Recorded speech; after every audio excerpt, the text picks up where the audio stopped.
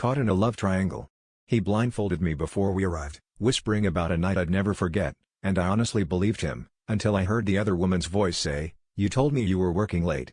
The second the blindfold came off, I saw her standing there in the candlelit room, her hair, her makeup, even her dress frighteningly identical to mine. I didn't know whether to scream or laugh at the absurdity, but the look on his face said everything: terror, guilt, and a flash of calculation. For a second, the three of us just stood there, a grotesque mirror image, waiting to see who would break first. She moved first, shoving past him and getting right in my face, hissing questions I didn't have answers to.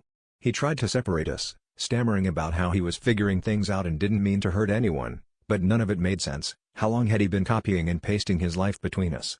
I watched as his hands shook, realizing I wasn't just betrayed, I'd been rehearsing someone else's script for months. The worst part was how normal it all suddenly felt, like I'd been waiting for the punchline to a joke I didn't know I was in. The room turned ugly fast. She threw the wine he'd poured for me, missing my face by inches and staining the wall behind us deep red. He tried to grab her arm, pleading, but she jerked away, and suddenly we were yelling over each other, both demanding the truth, both realizing he was too much of a coward to ever give it. The candles flickered, the music kept playing, and outside the restaurant, life just went on. But as I stared at her, a stranger who looked so much like me, I wondered if I was really angry at him or at myself for ignoring the signs. I realized that I'd been so desperate to be chosen, I'd become interchangeable, another faceless girl in his collection.